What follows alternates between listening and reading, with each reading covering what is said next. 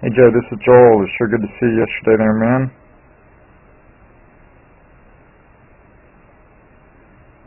You see how you're starting out there at that club head. It's definitely too much above the plane line. You're definitely more slumped over than I've seen you in the past. And then that club head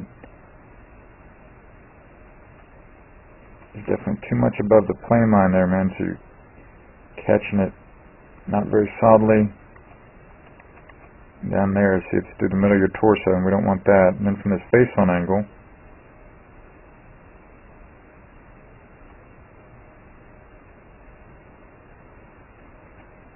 so your hands are too far ahead of that ball before impact. Way too far ahead there, buddy, in your efforts to get more power and stuff. They're way too far ahead of the ball at impact. There you are. So that's getting closer to the plane line there, buddy. Not perfect like we saw at times in the past, but that's much closer. So that's definitely better. So that warrants the new blue there, Joe. And then from here, again, I want you to appreciate that those hands were too far forward around impact. And again, I would never show you this before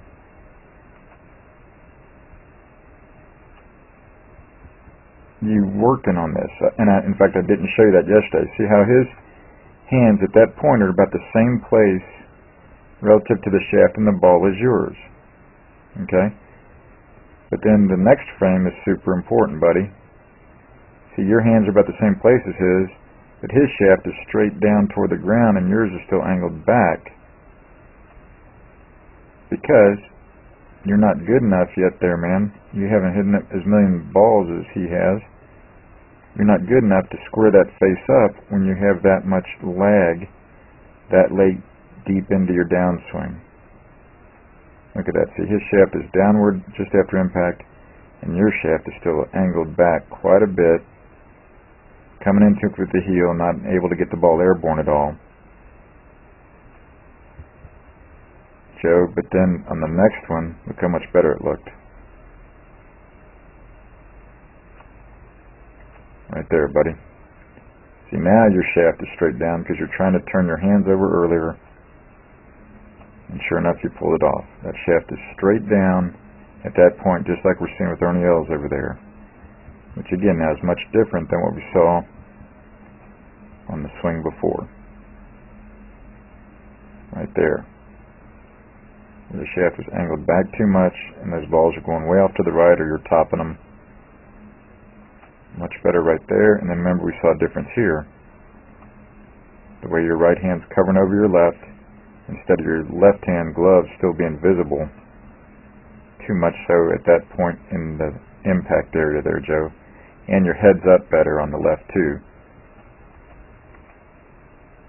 Much better look there. Much more looking like Ernie Els and the tour players at that point in your follow through, because you're needing to turn those hands over earlier instead of having your hands too far ahead of the ball at impact, too open, too late into the downswing. What you saw last night, buddy, you start hitting some of your normal draws and didn't slice as much because of that good hand action there, and getting the club head on playing on the downswing better. Much better on the left there, Joe, the new blue. Much, much better.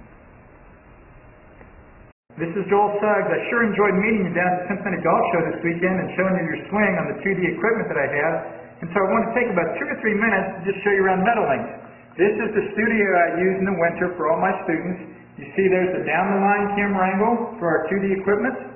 And then we have the face-on camera angle also. And then what we also have here is 3D equipment to where I can show you your swing from 6 different camera angles with this 3D equipment, and we can get your swing from down to the 1/20th of a second in terms of exactly what your hips, shoulders, and hands are doing in the swing. And then also, I have the most realistic hitting curve I've ever seen from puttersedge.com. So when you hit your full shots, it feels as realistic as possible. And then I have 3 different green speeds for you to practice your putting. 9.5 on the step meter, 10.5 on the step meter, and 12.5 on the step meter. That's benefited my students tremendously. And then also I have a lot of learning aids like this Smart Stick. You can see the rest of those learning aids over here in my bag that we can work on to help you learn the certain fields in your golf swing that you and I both want. And then also I help my students a lot with their equipment through the winter. This is a frequency analyzer where we twang your club and it gives us a reading here. And then also we plot your whole set, each club on these lines to see if the set is really matched or not. Quite often they aren't, and it helps my students tremendously when they find out what clubs are the offending clubs. Then if we get tired of being indoors and want to go outdoors and hit some, we can do that. It's my daughter. Ellie, good to see you. I haven't seen her in weeks. No wonder you've been gone, Ellie. You've been out here playing in the snow all this time. But this is our natural turf area. This is closed until April, as you can see. But it's a fantastic area where we can step outside and hit some balls and get some real ball flight.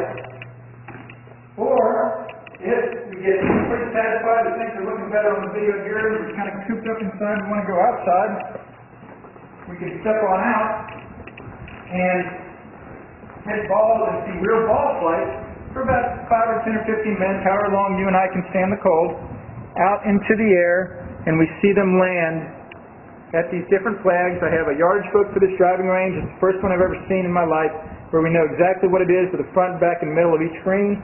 And again, the covered area here is heated, so we stay out there for about 5, 10, 15 minutes, like I said. It enables us to see some ball flight, and then we get satisfied that things are looking the way we want, and we can come back inside,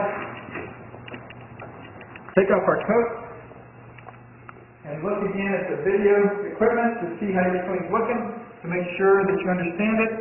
And then notice too, my exercise ball up top here, and then also, so I help my students a lot with their fitness through the winter, and then I will help you also with your sports psychology, with your golf psychology from the golfpsych.com people down in Texas.